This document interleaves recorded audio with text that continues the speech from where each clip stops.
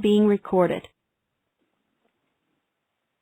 Good afternoon, everyone. Welcome to our webinar for today, presented by members of the Early Childhood team at St. Paul Lutheran School in Orange, California.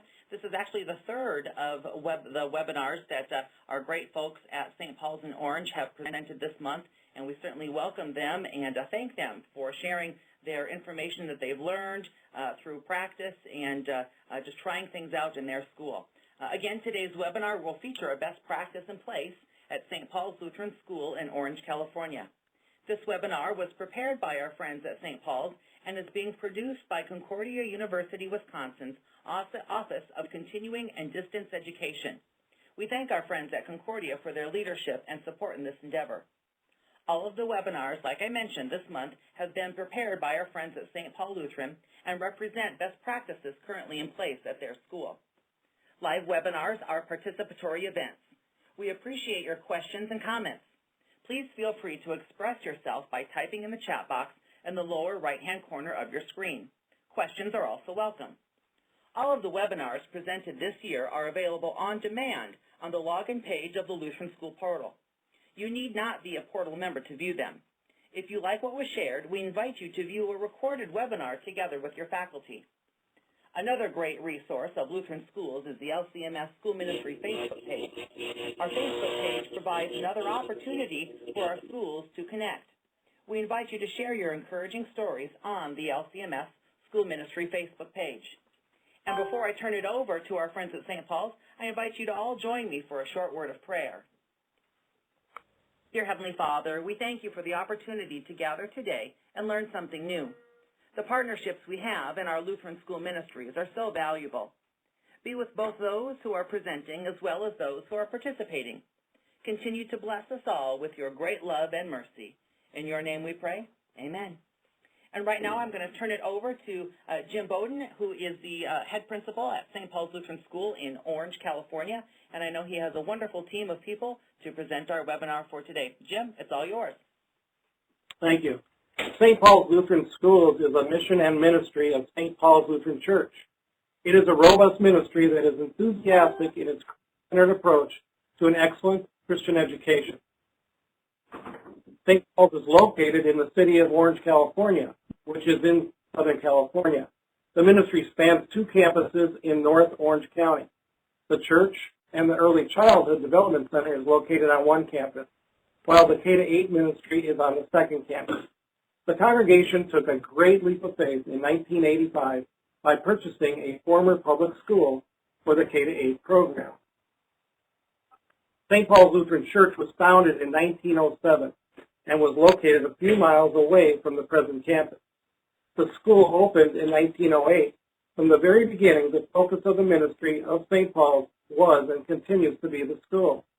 The ministry has grown to serve over 600 students from infant to grade 8. Today, St. Paul's has an enrollment of over 180 students in the Early Childhood Development Center and over 480 in the K-8 program. 5 administrators oversee a staff of over 80 dedicated Christian individuals who are intent on bringing the gospel into the lives of the students and the family. The programs of St. Paul's Lutheran School have been recognized as a National Blue Ribbon School in 2009 and is fully accredited by the Western Association of Schools and Colleges and NLSA. Both accreditations came in 2013. St. Paul's was recognized as an exemplary school in 2014. My name is Jim Bowden, and I am honored and humbled to be the principal of St. Paul's Lutheran School since 1995. I have served as a teacher and administrator in Lutheran education for nearly 32 years. I would like to now introduce Esther, Sally, and Christina as they present today's webinar, From Crawling to Walking. Hi, welcome to St. Paul's Early Child Development Center. I'm Esther Zhao, the ECDC Director at St. Paul's for the last 10 years. It is an honor for us to share about our ministry today.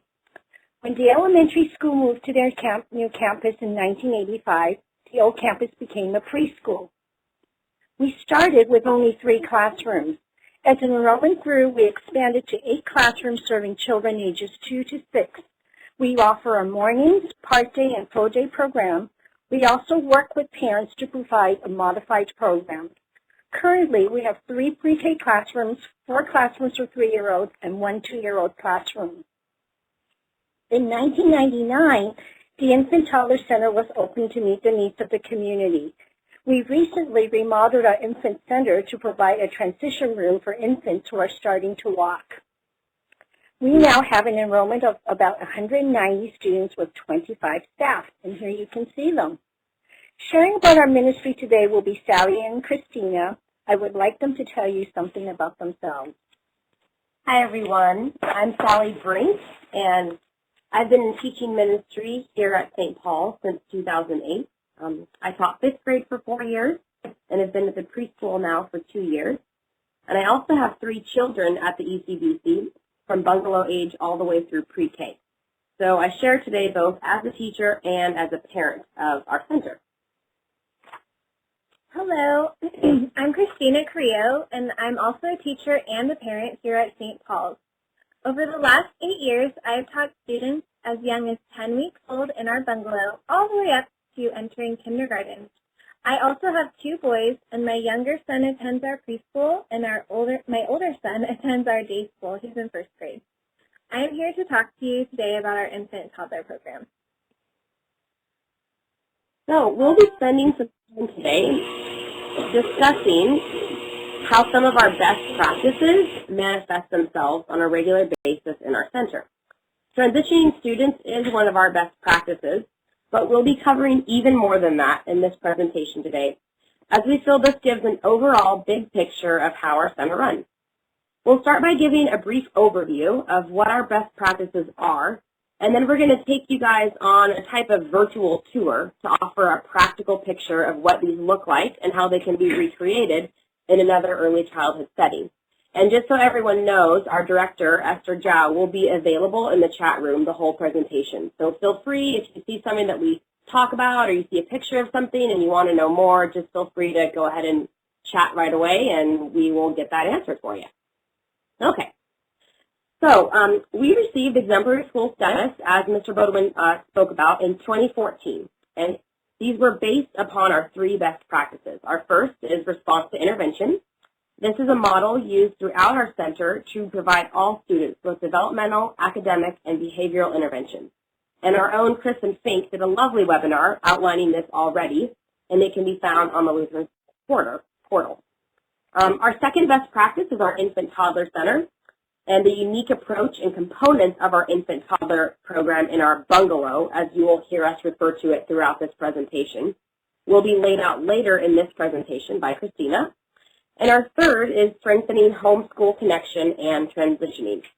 So our center has systems and methods in place to bridge the continual gap between home and school, as well as ease transition from one stage of development to the next for each age group. This homeschool connection piece and transitioning element of our best practices is what we believe to be one of the key foundations of the success at our center. It touches each stage of development from our Infant Toddler Center, aka the bungalow, all the way up to our pre-K age classes. So now I'll be spending some time and taking us on a virtual tour of some of the ways this best practice is exemplified throughout each stage of growth here at St. Paul. As we know, thorough communication with early childhood families is absolutely vital. Many of the children under our care don't have the words to communicate how their day went, what they did, how they're feeling, let alone, how they dealt with an issue or what went on. So a huge component of educating in early childhood is quality caregiving. And with this comes communicating constantly about a child's daily progress and happenings and working alongside families to keep the line of communication open and available. So communication happens in both formal and informal ways, from our bungalow age children all the way up to our pre-K age kids. Communication with families begins before the children even start at the beginning of the school year. So we do this in the bungalow with our infant toddler program by having families complete a very formal document called a needs and services plan. And you can see that right here on your screen. Our goal in our Infant Toddler Center is to promote a smooth transition between home and our facilities for each child. Completing this document allows the teachers in the bungalow to give the same kind of care to the infant they're accustomed to having at home. So you can see on the form all of the different things that parents are going to be informing caregivers of. And then once the forms are filled out, parents schedule private one-on-one meetings with their child's teacher and bring their babies along with them to ensure the needs of each child are met. Similarly, in our older preschool classes, we begin the line of communication between home and school before school begins too, with our annual event called the Meet and Greet. This takes place every year the week before school starts. And this allows a chance for children to get to know their teacher in a relaxed environment. They get to explore their classrooms and get a feel for the setting that they'll be in before the school year begins and before they're dropped off that very first day of school. And then as the school year begins, communication continues to happen in formal ways at each level of development at our center. And these day-to-day forms of communication our center utilizes continue the healthy line of communication initiated before the school year begins. So once the school year begins, starting again with our Infant Toddler Center, parents and caregivers in our infant and one's room complete a form daily, and this is known as the daily report. You can see one on your screen right now. This is just a screenshot, basically, of one that was completed by a parent. And this form covers everything from wake-up times, moods, food eating, sleeping habits, all of the above, where parents are filling that out every single day. And this documents any special needs or notes the child may have and serves as an overall great communication tool for each family to be served. So whether you're writing down the fact that your child hardly slept last night because they were up coughing or they're teething and they're unhappy, whatever it is, this just serves as a great form to keep that communication going each day that that child is there. So similarly, in our preschool classes, teachers provide daily summaries to give parents a snapshot of what their child participated in that day. And so here's an example of what a parent would see when they pick up and sign out their child. And these serve as great conversation starters for parents of preschools and just keeps them in the loop to continue with what their child is learning at school at home. And this is usually done in our center through written communication, but many of the classes also provide families with a daily electronic summary as well to accommodate parents who may not be the ones picking up or dropping off their child, just to keep everything streamlined. So this is just an example of what a parent in one of our 3-year-old classrooms would get as a summary every day their child attends school. Again, at the early childhood level, daily summaries are key to foster healthy, formal, regular communication between home and school. So in a more informal sense, our center prides itself on the personal communication we offer between parent and teachers and caregivers on a daily basis. The informal ways we communicate with families serves as the basis for the community we build here and the sense of family that we strive for on our campus, and we believe also is carried over to the elementary school as well. One of the most basic forms of informal personal communication that is one-to-one is through mobile devices via text. In the bungalow, parents of infants want to keep informed about sleep habits, diapering, milestones, and with babies, these things are constantly changing, sometimes even by the hour. So quality caregiving at our center includes constant, informal, yet personal communication between parents and caregivers using mobile devices. So there's just one example of a text that I received from my daughter's teacher. And honestly, even as we were preparing for this webinar, I remember I had just dropped my daughter off and I was getting texts from her teachers letting me know that she was doing okay because she had had a rough morning. And so just that level of care and that constant communication is something that's very, very commonplace and happens truly regularly all the time. And then at the preschool level, teachers work really hard to document other important daily milestones to keep parents informed and give them the personal touch of being involved in their child's education. So overall, our teachers maintain very close relationships with parents of each child as we strive for the feeling of connectedness and family throughout our facility. So this is just an example of a pre-K teacher letting their parent know that this was one of their first experiences of writing a word and sounding out the word and what they felt the letters sounded to write. And so just keeping parents in the loop and just giving them that added personal touch at the end of the day or throughout the day, letting them see and be involved in their child's education is something that we really pride ourselves on as well. So besides communicating daily through formal and informal methods, each classroom also utilizes several other forms of regular communication to continue to bridge the gap between home and school. So each classroom in our center has what we like to call a communication hub. And this is a central location in each classroom that all parents know to check when entering or exiting the classroom to see visual reminders, notes, and any other important updates. So this is just an example of a communication hub area in one of our pre-K classrooms. And again, it's vital too because oftentimes we've got one parent drops off, one parent picks up, maybe a different caregiver drops off or picks up. So again, it's really, really important for us to have these set in place to really bridge that continual gap. Okay. So in addition, each classroom door is posted with other important documents to communicate important information. And the information that's posted on these doors is things like this is a lesson plan that is created weekly, and each class creates a lesson plan that they post every week. But this would be one example of something that you see on a door. Also daily schedules, so parents know exactly, what if I drop off today at 10 o'clock? What are my kids going to be doing then? And it just really gives them that great reminder and just communicates exactly what's going on and when. Also, other things that are posted on our doors are things like school calendars, monthly newsletters, and the majority of these important documents and reminders are also sent out electronically to all families, and they're posted on our school website to keep everyone informed and to just cover all the bases. So a final way that each classroom communicates classroom activities and child progress is through the parent file bin.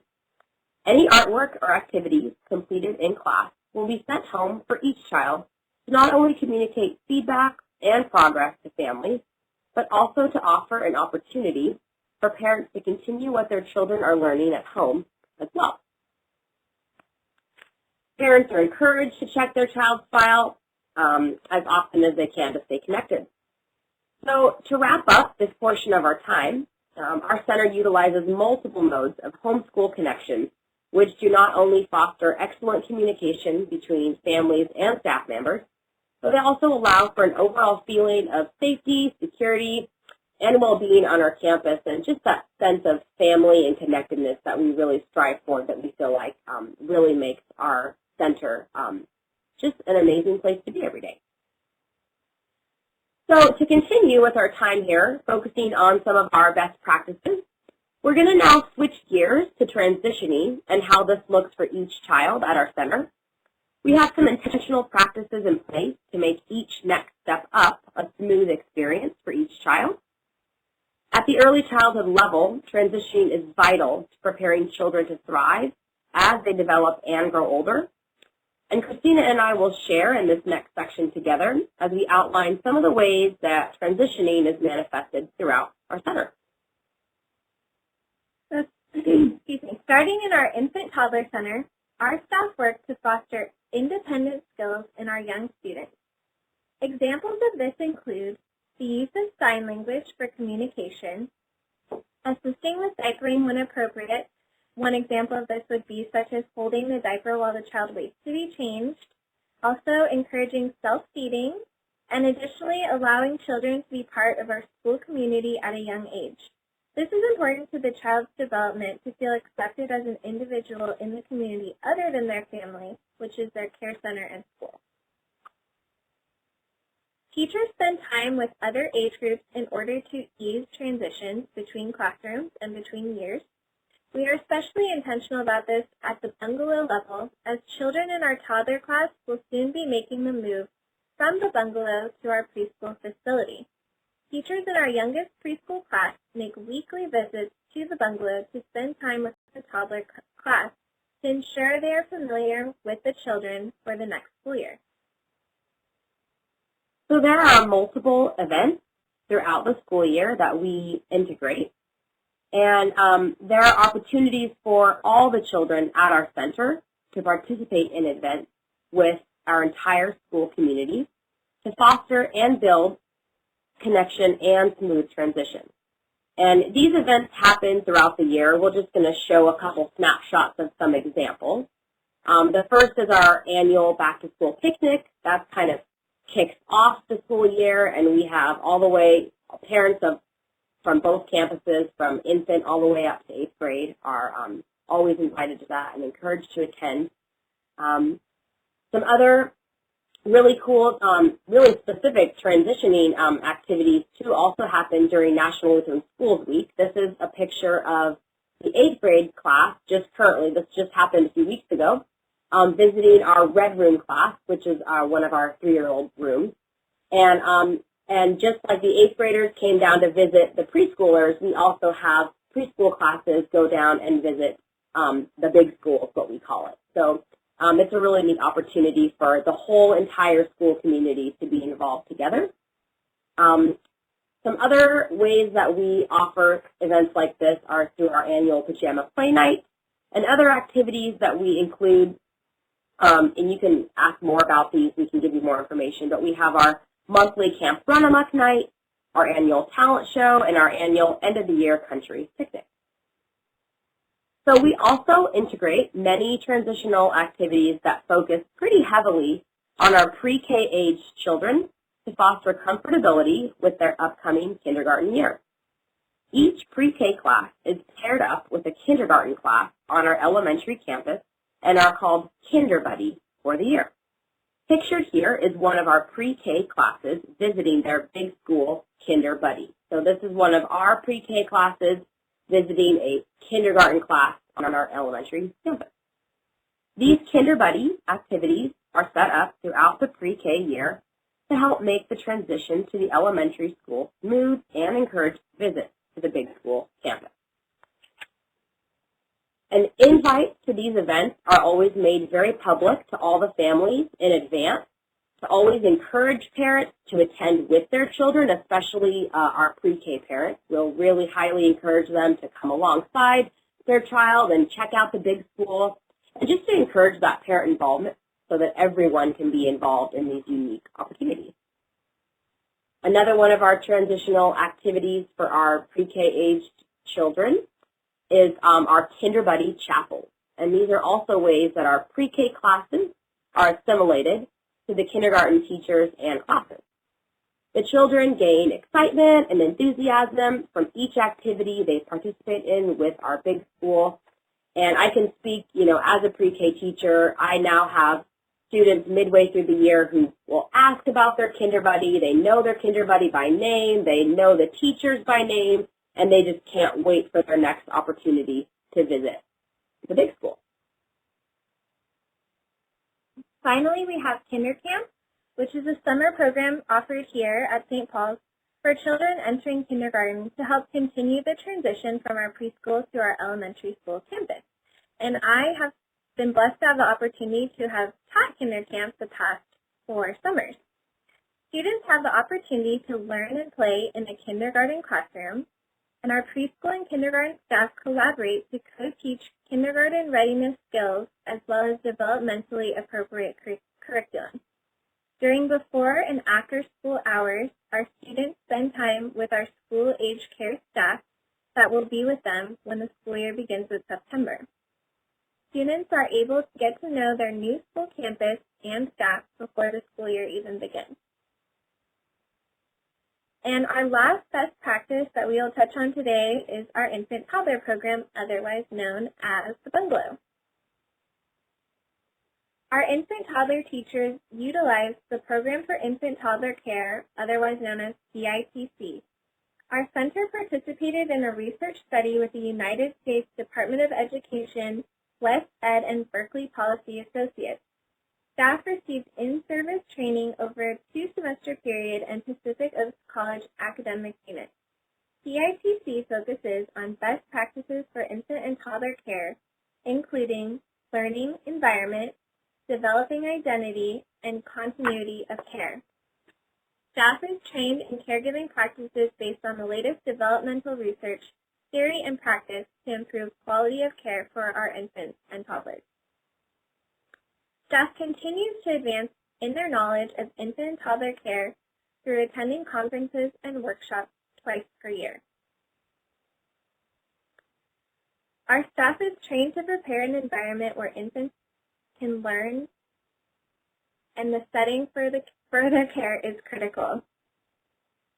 The environment ensures safety, offers appropriate developmental challenges, and promotes optimum health and safety for all of our children.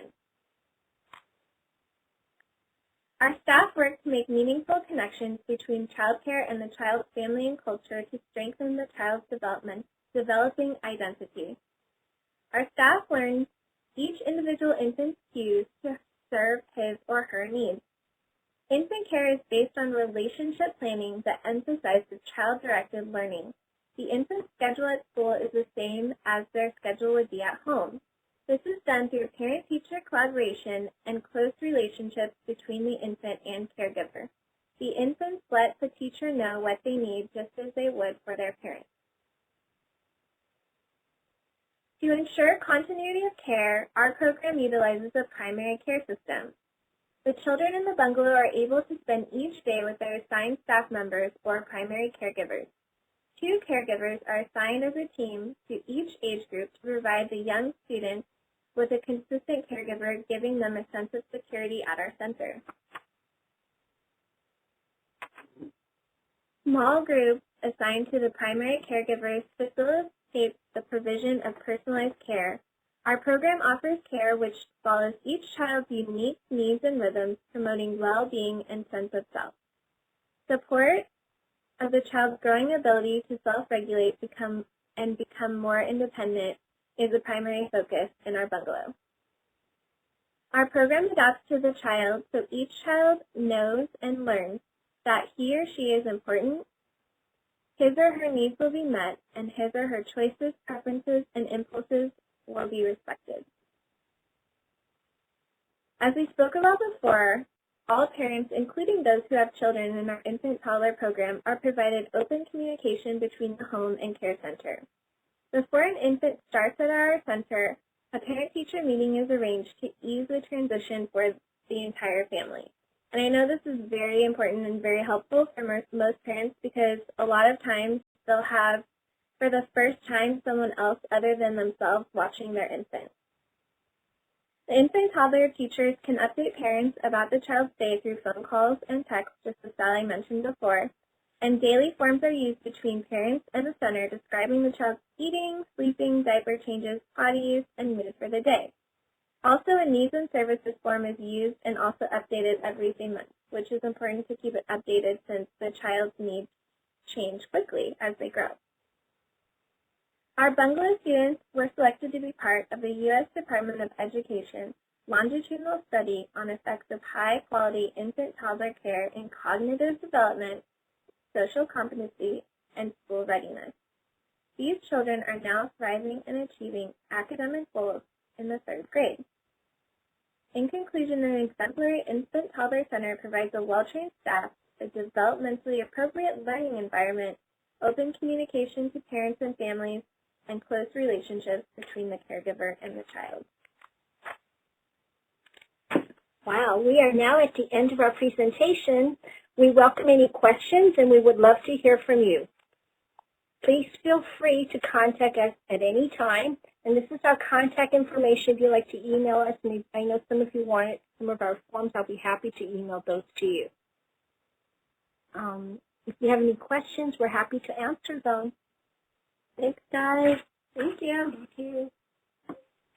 Thanks, Esther, and everyone there at St. Paul's. Wonderful information. I actually had the privilege of visiting St. Paul's Early Childhood Development Center about a year ago in January, so about just over a year ago, and it's just an amazing facility. The warmth and the genuine care and love that's present there for all the kids, and the great partnerships and connections with families is amazing. So thanks for everything that you do there. Just wonderful, wonderful information.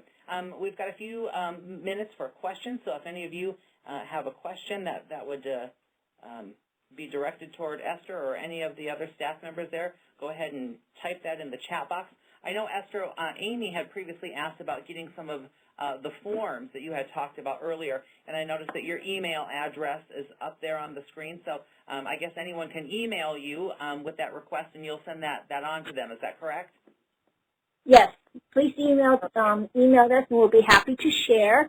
And if we were unclear about any portion of this presentation, please also email us for clarification. Perfect, perfect. And I know quite a few people will probably be visiting the archive and viewing this webinar from that. So even though you might not be watching this live, you're still welcome to email Esther, and she can point you in the right direction and send some of those resources your way. Last chance for any other questions. Thanks again, Esther. Everyone there at St. Paul's, wonderful job. You can kind of breathe a sigh of relief. This is your third and final webinar for the month, and you just did an outstanding job on each one of them.